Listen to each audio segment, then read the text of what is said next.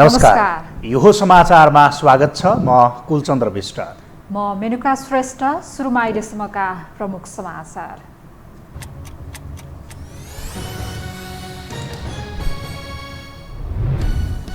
निर्वाचन आयोगद्वारा उम्मेद्वारको अन्तिम नामावली प्रकाशन गर्ने तयारी। आचार संहिता अक्षरश पालना गर्न दलहरूलाई निर्देशन।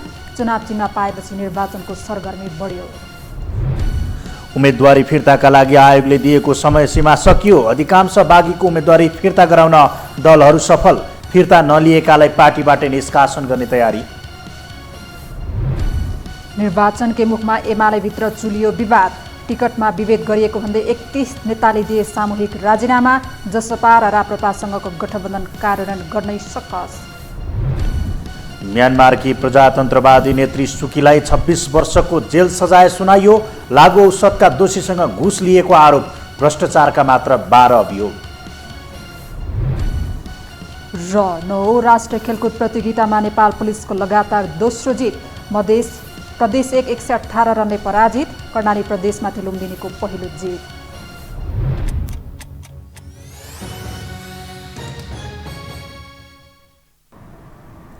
अब समाचार विस्तारमा। निर्वाचन आयोगले उम्मेद्वारहरूको अन्तिम नामावली प्रकाशन गरेको छ। मङ्सिर 4 मा हुने आम निर्वाचनका लागि उम्मेदवारी दिएकाहरूको अन्तिम नामावली आज प्रकाशन गरिएको हो।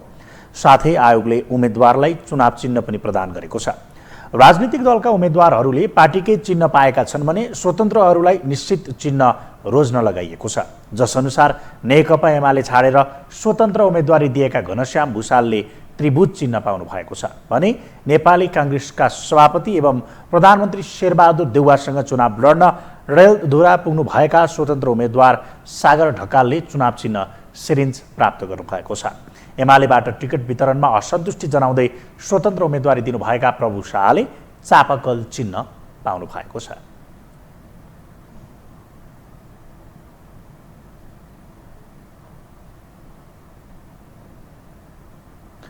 आगामी मङ्सिर 4 गते हुने आम निर्वाचनका लागि उम्मेदवारी दिएका केही बाँकी उम्मेदवारहरूले उम्मेदवारी फिर्ता लिए भने केही क्षेत्रमा पार्टीको निर्देशन पनि पालना भएन। नेकपा एकीकृत समाजवादीबाट बाँकी उम्मेदवारी दिएका 22 जनाले उम्मेदवारी फिर्ता लिए भने एमालेका 4 जना उम्मेदवारले पनि आफ्नो उम्मेदवारी फिर्ता लिएका छन्।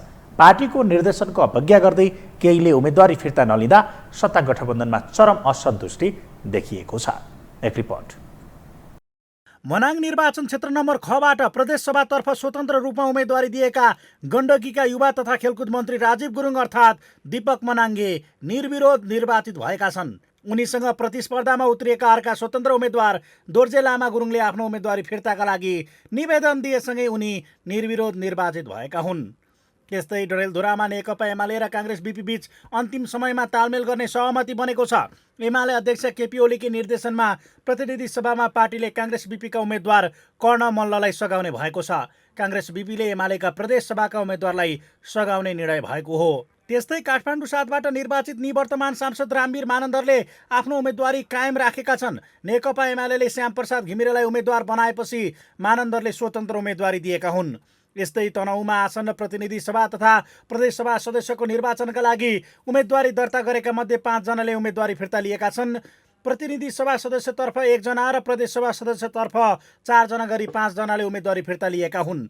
मुख्य निर्वाचन कार्यालय तनहुँका अनुसार नेपाली काङ्ग्रेसका पूर्व सचिव विश्वबास तोलाले तनहुँ 1 को प्रतिनिधि सभा सदस्यका लागि दिएको उम्मेदवारी फिर्ता लिएका छन्। यसै गरी तनहुँ 1 क बाट स्वतन्त्र उम्मेदवारी दर्ता गराएका नगेन्द्र पौडेलले पनि उम्मेदवारी फिर्ता लिएका छन्। यस्तै निर्वाचन आयोगले रूपन्देहीको प्रतिनिधि सभातर्फको निर्वाचन क्षेत्र नम्बर 2 बाट सत्ता गठबन्धनका उम्मेदवार नेकपा एकीकृत समाजवादीका राजु गुरुङको उम्मेदवारी खारेज गरिदिएको छ। जसका कारण एमालेका नेता विष्णु पौडेललाई हाई सन्चो भएको छ। गठबन्धनको उम्मेदवारी नै खारेज भएपछि उनको प्रतिस्पर्धी नै नभएको विश्लेषण गरिएको छ। चितवनको क्षेत्र नम्बर 1 मा नेपाली काङ्ग्रेसबाट बागी उम्मेद्वार बनेका राजेन्द्र प्रसाद बुर्लाकोटीले उम्मेदवारी फिर्ता गरेका छन्। गठबन्धनबाट नेपाली काङ्ग्रेसका नेता तथा राष्ट्रिय योजना आयोगका पूर्व उपाध्यक्ष डाक्टर विश्व पौडेल उम्मेदवार छन्, तर आफ्नै पार्टी विरुद्ध उनले उम्मेदवारी दिएका थिए।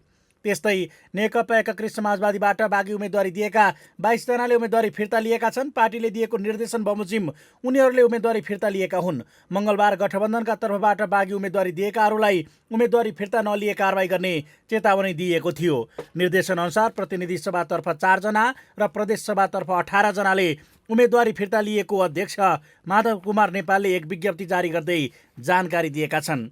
केन्द्रबाटै उम्मेदवारी खारेजको पत्र ढिलो पुग्दा कतिपय उम्मेदवारी कायमै रहेको छ। यस्तै गुल्मीमा सत्ता गठबन्धन विरुद्ध बागी उम्मेदवारी दिएका नेपाली काङ्ग्रेसका नेता दामोदर भुसालले मनोनयन फिर्ता लिएनन्। एकीकृत समाजवादीकी सचिव रामकुमारी झाँक्रीले काङ्ग्रेस र माओवादी दुवैको समर्थनमा गुल्मी क्षेत्र नम्बर 1 बाट उम्मेदवारी दिएकी छन्। यस्तै एमाले प्रतिनिधि सभाका 4 क्षेत्रबाट आफ्नो उम्मेदवारी फिर्ता लिएको छ। उम्मेदवारी फिर्ता लिएर एमाले काङ्ग्रेस बीपी, विद्रोही काङ्ग्रेस, राप्रपा र हृदय त्रिपाठीका लागि ठाउँ खाली गरिदिएको छ। धादिङ 2 मा राप्रपाले एमालेलाई प्रतिनिधि सभामा समर्थन गर्ने भएपछि प्रदेशमा एमालेका धनबहादुर घलेको उम्मेदवारी फिर्ता लिएर राप्रपाका डम्बर घलेलाई समर्थन गरेको छ। त्यस्तै तनहुँ 1 मा स्वतन्त्र उम्मेदवारी दिएका नेपाली काङ्ग्रेसका पूर्व नेता गोविन्दराज जोशीले कैँची चुनाव चिन्ह पाएका छन् भने नेकपा एमाले त्यागेर रूपन्देही 1 मा स्वतन्त्र उम्मेदवारी दिएका घनश्याम भुसालले चुनाव चिन्ह त्रिभुज पाएका छन्। त्यस्तै रौतहट 3 मा प्रतिनिधि सभातर्फ स्वतन्त्र रूपमा उम्मेदवारी दिएका प्रभु शाहले चापाकल चुनाव चिन्ह पाएका छन्। अब बाँकी समाचार। नेकपा माओवादी केन्द्रका अध्यक्ष पुष्पकमल दाहाल प्रचण्डले गोर्खाली जनताको सद्भाव र आग्रहलाई नकार्न नसकेर गोर्खामा निर्वाचन लड्ने निर्णय लिएको बताउनु भएको छ। निर्वाचन क्षेत्र बदल्ने आफ्नो विशेषता भएको उहाँको दाबी छ। यद्यपि प्रचण्डले चितवनका सबै जनप्रतिनिधिले आफैलाई जिताउने प्रतिबद्धता जाहेर गरेको पनि स्मरण गर्नुभयो। उहाँले अब गोर्खामा देश र अन्तर्राष्ट्रिय शक्तिहरूको ध्यान केन्द्रित गराउने बताउनुभयो। साथै गोर्खामा रहेका ठूला योजनालाई पूर्णता दिने र नयाँ योजनाको सुरुवात गर्न पहल गर्ने प्रतिबद्धता पनि व्यक्त गर्नुभएको छ।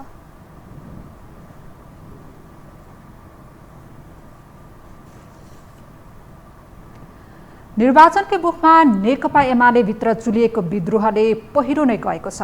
घनश्याम भुसाललाई टिकट नदिएको भन्दै 31 जनाले सामूहिक राजीनामा दिएका छन्। केही दिन अघि मात्रै अछाममा पहिरो गएको थियो। यसले एमाले अध्यक्ष ओली थप दबावमा परेका छन्। एक रिपोर्ट।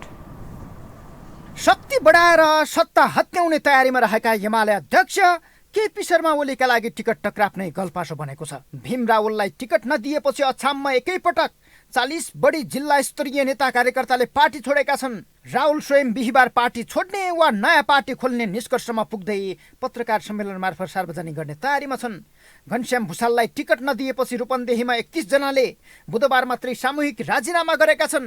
जसपासँग तराई मधेसमा गठबन्धन गरिएपछि प्रभु शाह नेतृत्वको समूहले 25 बढी स्थानमा स्वतन्त्र उम्मेदवारी हालेको छ। चुनावको मुखमा एमाले विरुद्ध ठूला नेताबाट भएको यो विद्रोहले भयङ्कर क्षतिको सङ्केत गरेको छ। र यो कुनै गठबन्धनको कुरा पनि होइन, कहीँ सम्भव भएका ठाउँमा तालमेल गरौँ, होइन भने मित्रवत प्रतिस्पर्धा गरौँ भन्ने समझदारी ब्रोडर एउटा अन्डरस्ट्यान्डिङका साथ हामीले यो कुरा गरे हो। त्यसलाई दुत्कारेर त्यो हुने बित्तिकै नेकपा एमाले मधेस प्रदेशमा पनि अत्यन्त उल्लेखनीय सङ्ख्यामा जित हासिल गर्छ भन्ने कुरालाई आकलन गरेर हो कि के हो, त्यसलाई समाप्त पार्न तेजोवध गर्न त गरेको होइन भन्ने गम्भीर प्रश्नहरू छन्। त्यसकारणले मानिसहरूका जराहरू ती कहाँ पुगेका छन् भन्ने कुराको आउने दिनमा पनि खोज्नुपर्ने आवश्यकता छ। 5 दलीय सत्ता गठबन्धनको पेलानमा परेपछि स्थानीय तहको निर्वाचनमा आएको मत परिणामले एमाले यसै हायल कायलको अवस्थामा थियो। त्यसका लागि कुनै पनि शर्तमा गठबन्धन भत्काउनु उसको उद्देश्य भए पनि सफल हुन सकेको थिएन। तर अन्तिम समयमा आएर जसपाले गठबन्धनमा असन्तुष्टिको बीजारोपण गरेपछि एमालेको भावभङ्गी फेरिएको छ। गठबन्धनबाट एउटै भए पनि दल बाहिरिएपछि उत्साहित बनेको एमाले जसपालाई भित्र्याएर निकै बलशाली बन्न खोजिरहेको थियो। तर एमालेसँग जसपा मिल्ने बित्तिकै तराई मधेसको माहौल नै बिथुलिएको छ। एमालेसँग मिलेर जहाँ जहाँ जसपाले उम्मेदवारी दिएको छ त्यहाँ त्यहाँ एमालेको विद्रोही समूहले स्वतन्त्र उम्मेदवारी हालेको छ। जसपा र एमालेको गठबन्धन नै अनैतिक र अपवित्र छ। यसले देश र जनताको पक्षमा छैन, पार्टी र कम्युनिस्ट आन्दोलनको पक्षमा छैन भन्ने कुरामा निरन्तर रूपमा राख्दै आएको थिएँ। पार्टीको निर्णय पनि होइन, ओलीजीले निर्णय विपरीत नै भन्नुपर्छ, पार्टीको नीति विपरीत नै उहाँले एउटा सम्झौता गर्नुभयो। त्यो भनेको कुनै देश जनता होइन, कुर्सीको लागि नै हो भन्ने लाग्छ। त्यसलाई म नीतिगत ढङ्गले नै विरोध गर्दै आएको नाताले त्यो रोक्न नसकिएपछि मोरल मैले त्यसमा सहभागी हुन सक्ने स्थिति रहेन। र मैले एमालेको टिकट छोडेर स्वतन्त्र नाम जसपाबाट टिकट नपाउने भएपछि एमालेतिर सल्किएकाहरू पनि अहिले एमाले जसपा बीच गठबन्धन बनेपछि सङ्कटमा फँसेका छन्। तर टिकटबाट वञ्चित भएर विद्रोह स्वरूप स्वतन्त्र उम्मेदवारी दिएकाहरूलाई ओली यसै छोड्ने पक्षमा छैनन्। ओलीले 2 स्थायी कमिटी सदस्य र 3 केन्द्रीय समिति सदस्यलाई पार्टीको आधिकारिक उम्मेद्वार विरुद्ध बागी हालेको भन्दै सदस्यता अभिलेखबाट हटाउने तयारी गरेका छन्। तर जसपा र रापरपासँगको गठबन्धन कार्यान्वयन तहमा पुर्याउन ओलीका लागि निकै सकसपूर्ण बन्दै गएको छ। झापा 3 मा रापरपाका अध्यक्ष राजेन्द्र लिङदेनलाई जिताउन र झापा 5 मा एमाले अध्यक्ष ओलीलाई जिताउन बाहेक अन्य ठाउँमा तालमेल जुरेको छैन। जसपासँग तालमेल भएका अधिकांश स्थानको अवस्था पनि उस्तै छ, किनकि रापरपाका वरिष्ठ उपाध्यक्ष रविन्द्र मिश्र उठेको काठमाडौँ 1 मा एमालेले आफ्नै उम्मेदवारी खडा गरेको छ। जसपाका नेता तथा सामान्य प्रशासन मन्त्री राजेन्द्र श्रेष्ठ उठेको काठमाडौँ 7 मा समेत एमालेको आफ्नै उम्मेदवार छ। फलत आफ्नै कार्यकर्तालाई लत्याएर बनाएको गठबन्धन पनि केही नेताकै वरिपरि मात्र घुमेको छ। यो हो टेलिभिजनका लागि सन्तोष बिके थापा, काठमाडौँ। हामीसँग समाचार बाँकी नै छन्, अहिलेलाई विश्राम।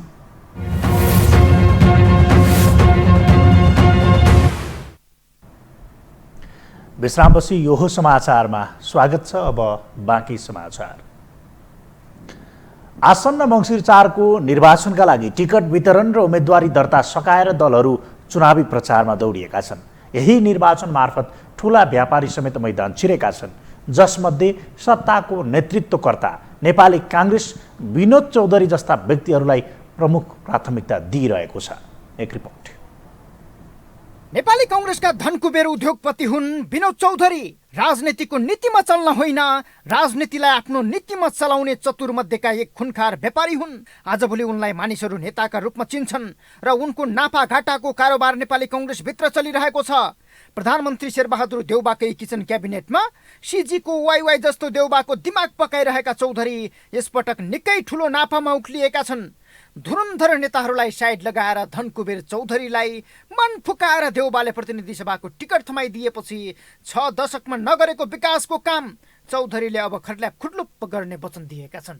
मैले जानेको विषय मेरो जीवनको 45 वर्ष मैले विकासको यात्रामा मैले खर्चे। मैले नेपालभित्र मात्र नभइकन नेपालभन्दा बाहिर पनि यही विकासको दृष्टिकोणबाट एउटा रोजगारी सृजना गर्ने दृष्टिकोणबाट नेपालका ब्रान्डलाई, नेपालको चाहिँ व्यवस्थापनलाई विश्वभरि चिनाउने काममा म लागेँ। त यो क्षेत्रमा मैले थुप्रै त्यस्ता सम्भावनाहरू देखेको छु। यो क्षेत्र राम्रोसँग चिनेको छु। चौधरी विरुद्ध पूर्व मन्त्री समेत रहेका हृदय त्रिपाठीले एमालेको समर्थन सहित भिड्दैछन्। 5औं पटक चुनाव जित्ने तयारीमा रहेका त्रिपाठीलाई हराएर राजनीतिको राजकाज चलाउन चौधरीलाई खासै ठुलो समस्या देखिँदैन, किनकि पैसाकै बलमा सत्ता, शक्ति र पार्टी नै किन्न सक्ने ताकत भएका चौधरीलाई निर्वाचन खासै ठुलो विषय पनि होइन। तर करका दर हेरफेरदेखि सीसीटीभी गायब बनाएको प्रकरणसम्म जोडिएका चौधरी यसपटक प्रत्यक्ष निर्वाचन मार्फत संसद छिर्ने विषयसँग धेरै स्वार्थ जोडिएर आएका छन्। चौधरीकै स्वार्थका कारण नेपाली कांग्रेसले कोषाध्यक्षको छिनोफानो लगाएको छैन। अब चौधरीको अर्जुन दृष्टि अर्थमन्त्रीको पदमा परेको छ। यसै कारण काबिल व्यक्तिहरूलाई समेत पाखा लगाएर देउबाले चौधरीलाई टिकट दिएका हुन्। स्वर्णिम वाग्ले जस्ता विज्ञहरू अन्तिममा आएर टिकटबाट वञ्चित हुनुलाई नेताहरूले चौधरी जस्ता व्यापारीको प्रभावका रूपमा समेत बुझेका छन्। हामी केही साथीहरू जुन नेपाली कांग्रेसमा समाजले पनि टिकट पाउनुपर्छ भन्ने जुन आवाज उठ्थ्यो, त्यो साथीहरूले टिकट नपाइसकेपछि नेकपा एमालेका केही साथीहरूले हामी तपाईँहरूलाई चाहिँ निशर्त चाहिँ समर्थन गर्छौँ भन्ने कुरा पनि एउटा छलफलमा आएको थियो। तर हामी चाहिँ अब पार्टीबाट बाहिर जाने चाहिँ सकेनौँ। उसै पनि देउबा उमेश श्रेष्ठ जस्ता व्यापारीलाई क्याबिनेटमा छिराएर बदनाम बनिरहेका थिए। अहिले पनि श्रेष्ठ र विश्वनाथ पौडेल जस्ता व्यक्तिहरूलाई समेत देउबाले प्राथमिकता दिएका छन्। अहिलेको निर्वाचनमा झनै ठूला विवादित व्यापारिक घरानालाई टिकट दिएर राज्यमाथिको नियन्त्रण बढाएका छन्। देउबाको कांग्रेस मात्रै नभएर एमाले, माओवादी सहितका दलहरू व्यापारीकै दलदलमा भाँसिएका छन्। यही निर्वाचन मार्फत मेडिकल माफियाको पहिचान बनाएका सुनिल शर्मा मैदान छिरेका छन्। शर्माले मोरङ 3बाट टिकट पाउँदा वर्षौंदेखि कांग्रेसको विरासतमा बल पुर्याइरहेका मिनेन्द्र रिजालहरू सखा पारिएका छन्। सुनिल बहादुर थापा र मोहन आचार्य जस्ता व्यवसायीलाई समेत यही निर्वाचन दाहिने परेको छ। यो हो टेलिभिजनका लागि सन्तोष बिके थापा, काठमाडौँ। आगामी मङ्सिर 4 गते प्रतिनिधि सभा र प्रदेशसभा सदस्यको निर्वाचन हुँदैछ। दल, स्वतन्त्र र पार्टीमा विद्रोह गरेका गरी थरीथरीका उम्मेद्वारहरू चुनावी मैदानमा छन्। संसदीय निर्वाचनमा उम्मेद्वार बनेका उम्मेद्वारहरूको उमेर थप रोचक छ। 25 वर्ष उमेरदेखि 79 वर्ष पुगेका व्यक्ति समेत आगामी चुनावी प्रतिस्पर्धामा होमिएका छन्। एक रिपोर्ट। चुनावको बारेमा के हुन्छ भने जुन अधिकार जनताले पाउने अधिकार यहाँले जनताले पाएन, त्यो अधिकार जनतालाई दिलाउनलाई म चुनाव लडेको। काङ्ग्रेस बीपीका नेता टीकादत्त पोखरेल पछिल्लो समय चर्चामा छन्, कारण उनी 79 वर्षको उमेरमा संसदीय निर्वाचन लड्दैछन्। पोखरेलले प्रतिनिधि सभा सदस्यका लागि गोर्खा 2बाट उम्मेद्वारी दिएका हुन्। अर्थात् उनी आगामी निर्वाचनमा माओवादी केन्द्रका अध्यक्ष पुष्पकमल दाहाल प्रचण्डसँग भिड्दैछन्। निर्वाचन आयोगको तथ्याङ्क अनुसार उनी सबैभन्दा जेठो उम्मेद्वार हुन्। उनको उम्मेद्वारी चुनावी हारजित भन्दा पनि राजनैतिक वितृष्णा, काङ्ग्रेस छाडेर गए पनि काङ्ग्रेस प्रतिको मोह मात्र होइन, काङ्ग्रेसले प्रचण्डलाई उम्मेद्वार बनाएपछिको विद्रोहको रूपमा समेत चर्चा हुन थालेको छ। जनताको पौष्य परिवर्तन थियो, जनताको अधिकार दिलाउनको लागि म लडेको हो। उहाँसँग मेरो सिद्धान्त मिल्दैन। जनताको लागि मैले लडेको, जनताको अधिकार दिलाउनको लागि पर्ने होइन। निर्वाचन ऐन अनुसार प्रतिनिधि सभा र प्रदेश सभामा उम्मेद्वार बन्न 25 वर्ष उमेर हद कायम गरिएको छ। संसदीय निर्वाचनको चुनावी प्रतिस्पर्धामा 25 वर्षीय युवादेखि 79 वर्षका वृद्ध समेत चुनावी मैदानमा उत्रिएका छन्। प्रतिनिधि सभा सदस्यका लागि 85 वर्षका 7 जना उम्मेद्वार छन्। 80 वर्षीय महन्त ठाकुर, 77 वर्षका प्रधानमन्त्री शेरबहादुर देउबा, 78 वर्षीय काङ्ग्रेस नेता रामचन्द्र पौडेल, 70 वर्षका एमाले अध्यक्ष केपी शर्मा ओली सहित 70 देखि 84 वर्ष उमेर समूहका 72 जना उम्मेद्वार प्रतिनिधि सभा सदस्यका लागि चुनावी मैदानमा छन्। राजनैतिक दल स्वतन्त्र सबै गरेर 25 देखि 39 वर्षका 700 बढी उम्मेद्वार छन्। 40 वर्षदेखि 54 वर्ष उमेर समूहका 1086 उम्मेद्वार छन्। प्रतिनिधि सभा सदस्यमा सबैभन्दा धेरै 40 देखि 54 वर्ष उमेर समूहका 1600 बढी उम्मेद्वार छन्। 70 देखि 75 वर्ष उमेर समूहका 71 जना र 25 देखि 39 वर्षका 944 जनाको उम्मेद्वारी परेको छ। समग्र उम्मेद्वारमा 40 देखि 54 वर्ष उमेर समूहका उम्मेद्वार धेरै छन्। प्रतिनिधि सभा र प्रदेश सभामा 25 वर्ष उमेर पुगेको नेपाली नागरिकले उम्मेद्वारको मनोनयन दर्ता गर्न पाइने कानुनी व्यवस्था छ। विद्यमान कानुनी व्यवस्था बमोजिम 25 वर्षदेखि 79 वर्षसम्मका व्यक्तिहरूले चाहिँ उम्मेद्वारको मनोनयन दर्ता गर्नुभएको छ। उम्मेद्वारले आफ्नो नाम फिर्ता लिने समय अवधि समाप्त भएपछि निर्वाचन अधिकृतले अन्तिम उम्मेद्वारको सूची प्रकाशन गर्नुहुन्छ र अन्तिम सूची प्रकाशन गरेपछि उम्मेद्वारहरूलाई निर्वाचन चिन्ह वितरण गर्नुपर्ने भएको हुनाले यो चाहिँ हिजोसम्म प्राप्त भएको विवरण हो। निर्वाचन आयोगको तथ्याङ्क अनुसार प्रदेश र प्रतिनिधि सभा सदस्यका लागि देशभरबाट 6000 बढीले उम्मेद्वारी दर्ज गराएका थिए। राजनैतिक दल, स्वतन्त्र र पार्टीमा विद्रोह गर्दै बागी सहित थरीथरीका उम्मेद्वारहरू चुनावी मैदानमा उत्रिएका कारण पनि उम्मेद्वारहरूको सूची लामो भएको हो। लोकतन्त्रमा हरेक नागरिक उम्मेद्वारका लागि योग्य रहने भएकाले उम्मेद्वारको संख्या बढ्नुलाई लोकतन्त्रको सुन्दर पक्षको रूपमा लिनुपर्ने राजनैतिक विश्लेषकहरू बताउँछन्। 79 वर्षको छ, 79 वर्षको उम्मेद्वार छ। लोकतन्त्र हो, अब के भन्ने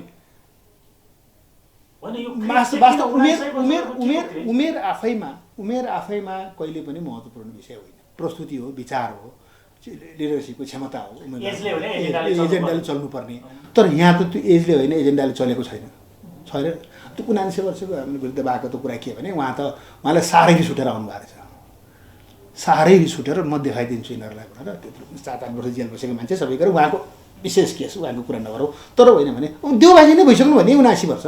आसन्न निर्वाचनमा 70 काटेकाहरूलाई नट अगेन भन्ने अभियान नै चलाए पनि दलहरूले उम्मेद्वार छनौट गर्दा पार्टीको युवा पंक्ति भन्दा पाका नेताहरू नै धेरै परेका छन्।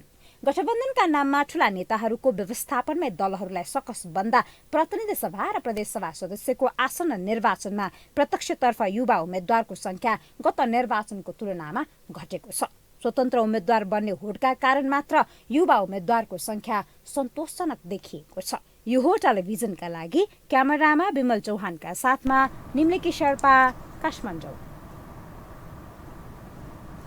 अब बाँकी समाचार। बारामा एकै परिवारका 3 जनाको हत्या भएको छ। पसौनी गाउँपालिका 5 प्रस्टोका गाउँभन्दा 2 किलोमिटर उत्तरको ढोरा खोला किनारमा एकै परिवारका 3 जनाको शव भेटिएको बाराका प्रहरी प्रमुख एवं प्रहरी उपरीक्षक गोविन्द्र बुगटीले जानकारी दिनुभयो। खोला किनारमा 25 वर्षीय सुजाता चौधरी, उनका 4 वर्षीय छोरी ताहिरा र 16 महिनाका छोरा राजवीरको शव भेटिएको एसपी बुगटीले बताउनुभयो। प्रारम्भिक अनुसन्धानमा परिवारभित्रकै सदस्यबाट उनीहरूको हत्या भएको हुन सक्ने प्रहरीको आशंका छ।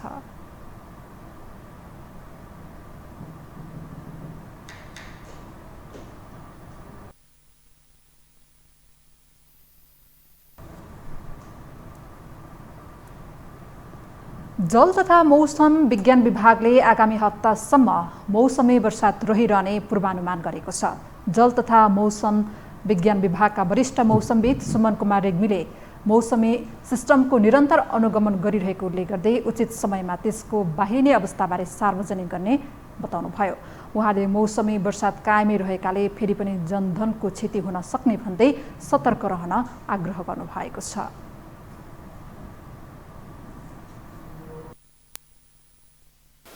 अहिले तत्कालै आज भोलि नै 1-2 दिनमा मनसुन बाहिरिने सम्भावना छैन, तथापि सम्भवतः अर्को हप्ता मनसुन बाहिरिन सक्छ। अब हामी यो कहिले मनसुन बाहिरिन्छ भन्ने सन्दर्भमा चाहिँ यो मौसमी सिस्टमलाई, मौसमी अवस्थालाई चाहिँ हामी निरन्तर अनुगमन गरिरहेका छौँ। अब त्यसको चाहिँ बाहिरिने अवस्था भएपछि हामी त्यो सार्वजनिक गर्छौँ उचित समयमा। विभागले आगामी हिउँदको मौसमी अवस्था कस्तो हुन्छ भन्ने बारे हिउँद याम सुरु हुनु अघि नै जानकारी दिने पनि बताएको छ।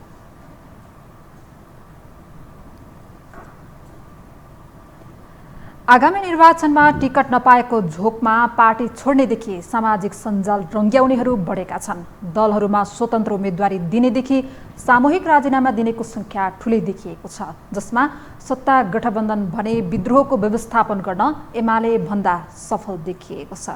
एक रिपोर्ट। विगतमा शेरबहादुर देउवाले नै सुरु गरेको 60-40 को भागभण्डाको प्रणाली पार्टीभित्र लागू हुनुपर्ने माग गर्दै काङ्ग्रेसको डाक्टर शेखर कोइराला पक्षले चुनाव अघि सक्रियता बढाएको थियो। विशेषतः निर्वाचनमा पाउने सिट केन्द्रित उनीहरूका गतिविधिले देउवालाई समानुपातिक सूची सच्याउन समेत बाध्य पार्यो। तर यथोचित सिट नपाए कोइराला र गगन थापाले समेत विद्रोह रोक्न नसक्ने यो गुटको दोस्रो तहका नेताको चेतावनी कायम थियो। निकै रस्साकसीमा टिकट वितरण भयो भने 40% भाग मागेको यो समूह 23%मा समेटियो। यति मात्र नभएर चेतावनी दिने मध्येकै एक भूपेन्द्र जङ्गसाई टिकटविहीन बने। केदार नरसिंह केसीले पनि टिकट पाएनन् भने चर्चित अनुहार स्वर्णिम वाग्ले, गोविन्द पोखरेल, मिनेन्द्र रिजालले पनि टिकटविहीन हुनु पर्यो। साईले सामाजिक सञ्जालमा अब के गर्ने भनेर कार्यकर्तासँग सल्लाह सुझाव पनि मागेका थिए। अहिले सामसुम बसेका छन् भने वाग्ले घोषणापत्र लेख्ने र राम्रा उम्मेद्वारको प्रचारमा व्यस्त छन्। गोविन्द पोखरेललाई त बागी उठे एमालेले साथ दिने प्रस्ताव नै गर्यो।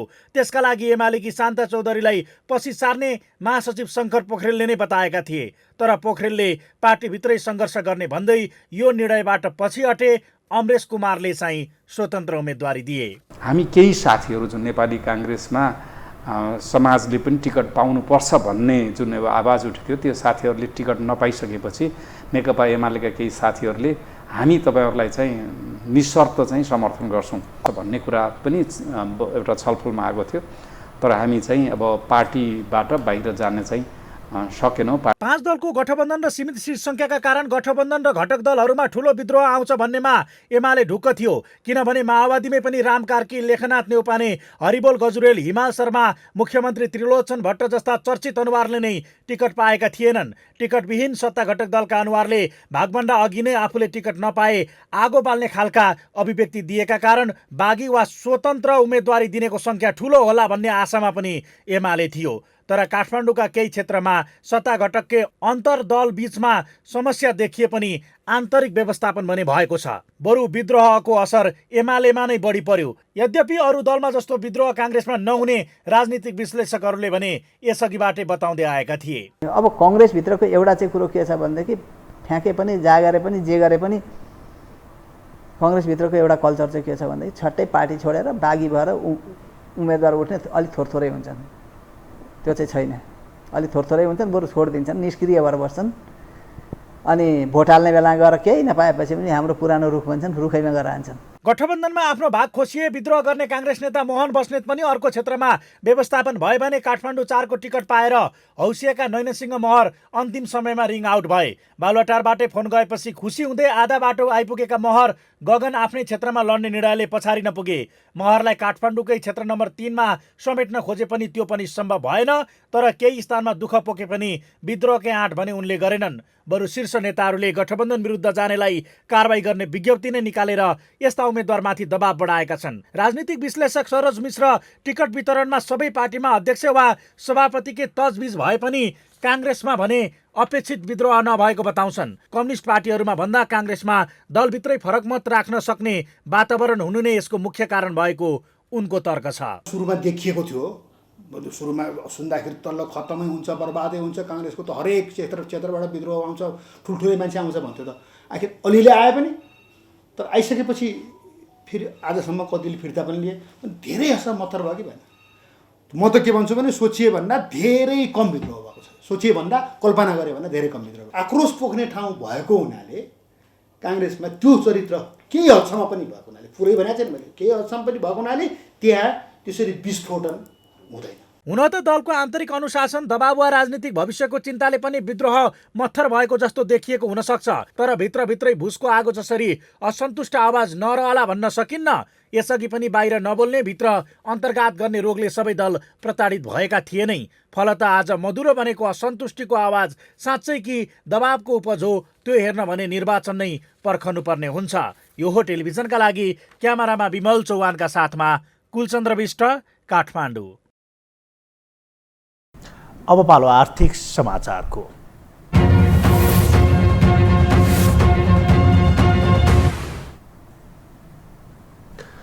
लगातार 2 दिन घटेको सेयर बजारमा आज भने दोहोरो अङ्कको वृद्धि भएको छ। आज नेप्से 11.36 अङ्कले वृद्धि भएर 1866.52 अङ्कमा बन्द भएको हो।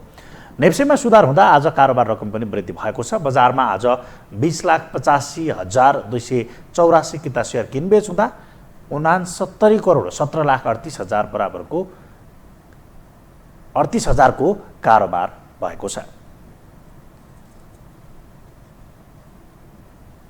हामीसँग खेल र अन्तर्राष्ट्रिय समाचार बाँकी नै छन्। अहिलेलाई पुनः विश्राम।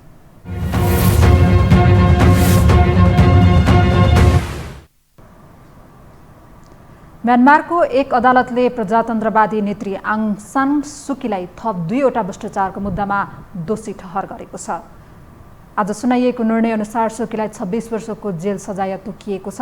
गएको वर्ष फेब्रुअरी 1 मा सेनाले सत्ता हातमा लिएर 77 वर्षकी सुकीलाई पक्राउ गरेको थियो।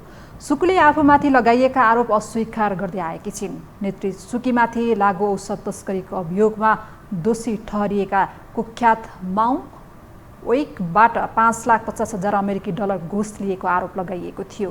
सन् 1991 को नोबेल शान्ति पुरस्कार विजेता नेत्री सुकी विरुद्ध सेनाले लगाएका धेरै आरोपमा भ्रष्टाचारका मुद्दा सबैभन्दा बढी छन्। उनलाई भ्रष्टाचार विरोधी ऐन अन्तर्गत मात्रै 12वटा मुद्दा लगाइएको छ। ती सबैमा 15 वर्षको दरमा जेल सजाय र जरिवाना हुन सक्ने बताइएको छ। अब पालो खेलकुद समाचारको।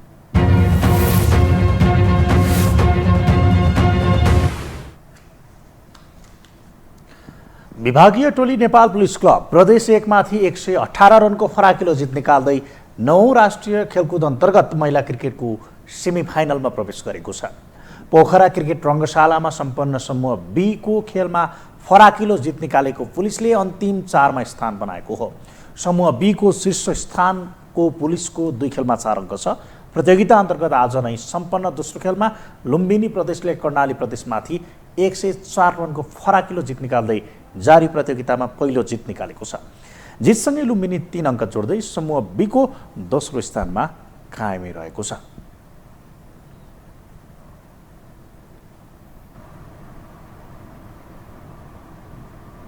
खेलकुद समाचारसँगै हामी यो समाचारको अन्त्यमा आइपुगेका छौँ। बिदा हुनु अघि प्रमुख समाचार पुनः एकपटक।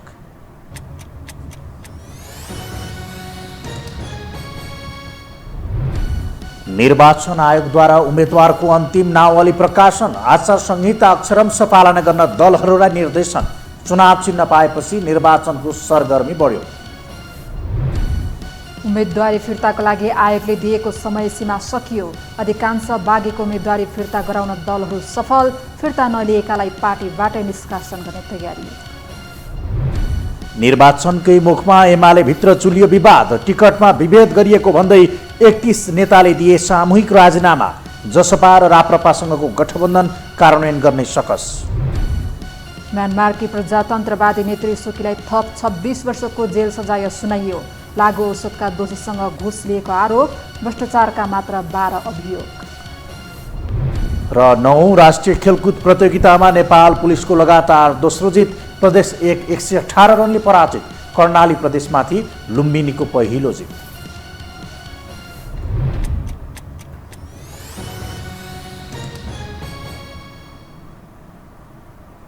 हवस् त, यो हो समाचार सकियो। समाचार बुलेटिनका साथै यो हो टेलिभिजनका सम्पूर्ण कार्यक्रम यो हो टेलिभिजन.com, यो हो खबर.com, युट्युब र फेसबुकमा पनि पढ्न र हेर्न सक्नुहुनेछ। मोबाइलमा यो हो टिभी एप डाउनलोड गरी हामीलाई प्रत्यक्ष हेर्न सक्नुहुनेछ। तथ्यसहितको निष्पक्ष समाचार तथा मनोरञ्जनका लागि हेर्दै रहनुहोला यो हो टेलिभिजन। नमस्कार।